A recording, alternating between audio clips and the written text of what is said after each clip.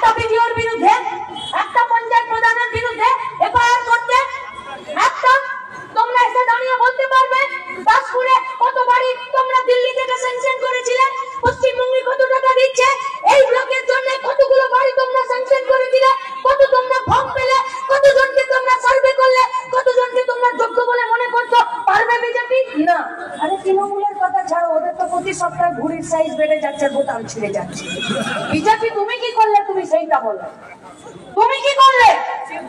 তৃণমূল আর বিজেপির যাত্রা করলে গরিব মানুষের প্রতিদিনের জীবনযাত্রা আজকে ধুকছে, জিনিসপত্রের দাম বাড়ছে, আমাদের বাচ্চাগুলো স্কুলে মিড ডে মিলের পুষ্টিকর খাবার পাচ্ছে না, আইসিডিএস সেন্টারগুলোতে আমাদের কর্মীরা, আমাদের সহায়িকারা তারা সঠিক মজুরি পাচ্ছে না, আইসিডিএস এ যারা কাজ করছেন তারা 2 মাস 3 মাসের বিল জমা দিচ্ছেন, সিডিপিওরা টাকা দিচ্ছেন না, সুপারভাইজাররা বিলে সই করছেন না, সিডিপিওরা সুপারভাইজাররা অঙ্গনবাড়ি দিদিদেরকে বলে দিচ্ছে 6.5 টাকা থেকে ডিম কিনে নিয়ে এসে পোয়াতিদেরকে আর বাচ্চাদেরকে দিয়ে দাও। আমরা আমাদের অঙ্গনবাড়ি দিদিদেরকে বললাম যে শুধু 6.5 টাকাটা নিও না, সিডিপিওকে আর সুপারভাইজারকে বলো যে কোন দোকানে 6.5 টাকায় ডিম পাওয়া যায় সেই দোকানটা একটু দেখিয়ে দিয়ে যান, দেখি পোয়াতি মা সপ্তাহে প্রতিদিন তাদেরকে ভাত, ডাল, সবজি, মুসুরের ডাল, সয়াবিন, ছাতু, ডিম দেবার কথা, কোনো দিন সাদা ভাত আর 8খানা ডিম সেদ্ধ দিচ্ছে। মায়েদের পুষ্টি হবে, বুকে রক্ত হবে, বাচ্চা যখন হয়ে যাবে তখন যে অতিরিক্ত ব্লিডিংটা হবে সেই রক্তটা ফিরে শরীরে আসবে, যে বাচ্চাটা জন্ম নেবে সেই বাচ্চাটা দুমলার জন্ম নেবে না, সেই বাচ্চাটা পারবে এই পলিউশনের, এই দূষণের পরিবেশে তারা দাঁড়িয়ে থাকতে? তাহলে কার জন্য সরকার, কার জন্য ভিডিও, কার জন্য পুলিশ? মানুষের প্রয়োজনে রাস্তায় আইন তৈরি হয়েছিল, রাস্তায় পুলিশ স্টেশন তৈরি হয়েছিল, রাস্তাতেই ভিডিও অফিস তৈরি হয়েছিল, ভিডিও চেয়ারে বসানোর জন্য ভিডিওর অফিসার হয়েছিল, পঞ্চায়েতের অফিসে কাজ করার জন্য স্টাফ হয়েছিল, থানাতে বসার জন্য ওসি হয়েছিল, বাকি কাজ করার জন্য পুলিশ অফিসার হয়েছিল। মানুষের প্রয়োজন মেটাতে না পারলে কালের নিয়মে ভিডিও অফিসও থাকবে না, ভিডিও থাকবে না, থানাও থাকবে না, পুলিশও থাকবে না, হাতে ফুটো বাটি নিয়ে ঘুরে বেড়াতে। কিন্তু আপনাদের কাছে আমাদের কথা যে দুনিয়া উপস্থিত হয়েছেন, যে লড়াইয়ের মনোভাব নিয়ে উপস্থিত হয়েছে, সব দিক থেকে গোটা পশ্চিমবঙ্গের মানুষেরা আজকে মরছে। গোটা দাসপুর, গোটা পশ্চিম মেদিনীপুর থেকে আমাদের বাড়ির ছেলেপুলেরা আর গায়ে টিকতে পারছে না, কারণ বাবার চাষে আর লাভ নেই। সারের কালোবাজারি ভিডিও চোখে নেওয়া হয়েছে, দেখতে পাই না। বীজের দাম 2 গুণ 3 গুণ বেশি, দেখতে পাই না। গোটা ভারতবর্ষের মধ্যে সব থেকে বেশি ইলেকট্রিক বিলের দাম পশ্চিমবঙ্গে, কেউ দেখতে পাই না। চাষে লাভ হচ্ছে না, 100 দিনের কাজ ও টাকা মেরে নিয়েছে তৃণমূল, আর বিজেপি তৃণমূলের অজুহাত দিয়ে পুরনো তৃণমূল শুভেন্দুরা ওখানে সুপারিশ করে বন্ধ করে দিয়েছে 100 দিনের কাজের টাকা। নতুন করে 100 দিনের কাজ আসছে না। আমাদের রাজ্যের, আমাদের এই জেলার, আমাদের এই ব্লকের ছেলেমেয়েরা পরিযায়ী শ্রমিক হয়ে আজকে বাইরের রাজ্যে পড়ে থাকছে, এলাকা শূন্য। আজ 3 দিন ধরে সৌদি আরব থেকে 4 জন পরিযায়ী শ্রমিককে ফেরত আনার জন্য ঘুরতে ঘুরতে আমাদের পায়ের জুতোর সুতলার কোমরের খিল খুলে গেছে।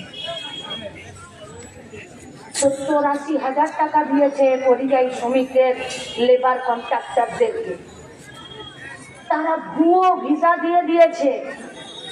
পুলিশ প্রশাসন ঠিকঠাক কাজ করলে ভুয়ো ভিসা দিয়ে আমাদের বাড়ির, আমাদের গাঁয়ের, আমাদের জেলার ছেলে মেয়েদেরকে বাইরে সৌদি আরবে কেউ পাঠিয়ে দিতে পারে?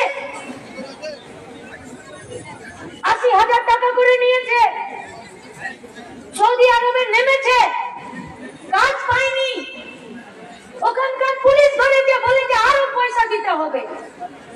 বহু কষ্ট করে 4 জন ছেলেকে টাকা পয়সা জোগাড় করে ফেরত এনেছি।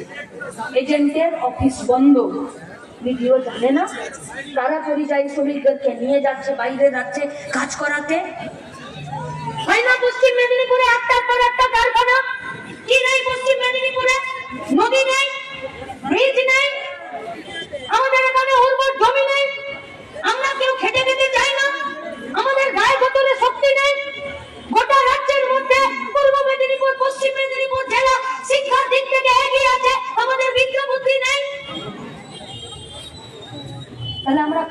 চাই, খাটতে জানি, বিদ্যা বুদ্ধি আমাদের পরিবেশ সব আছে, কিন্তু সরকারের সদিচ্ছা নেই বলে আমরা কাজ পাচ্ছি না।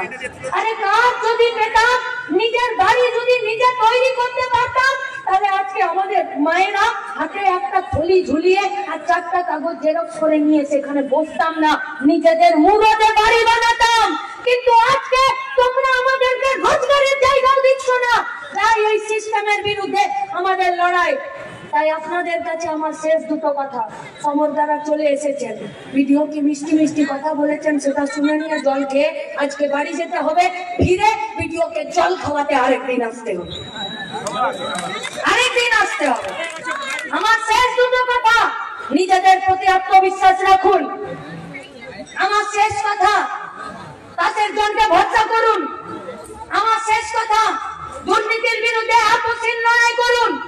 আমার শেষ কথা, কোথাও কোন লড়াই থেকে এক চুল সরে যাবেন না, क्योंकि आज यहाँ पर जो भीड़ इकट्ठा हुआ है, ये देखने वालों के भीड़ में करने वालों का भीड़, ये झुकी हुई नजरों के बीच में रीढ़ का हड्डी सीधी रखने वालों का भीड़ है। दूर खड़ा रहकर अपना के बोलेंगे, साफ सुथरा रहने वालों के भीड़ में पसीना बहाने वालों का भीड़ है। और कुछ करने के लिए और अगर कुछ बदलना चाहते हैं तो लड़ाइয়ের ময়দান ছেড়ে যাবেন না। আর আমার শেষ কথা, শেষ, কেউ যদি ভাবছেন যে তৃণমূলকে টাইট করার জন্য বিজেপি, আমার তাদের কাছে বলার কথা যে যদি আরজি করের কাণ্ডে বুঝে গেছেন শুভেন্দু আর মমতার পুরনো পীড়িত আরো আঠালো হয়েছে, তাহলে अगर पता चल रहा है कि गलत ट्रेन पकड़ लिए हैं तो नेक्स्ट स्टॉपेज पर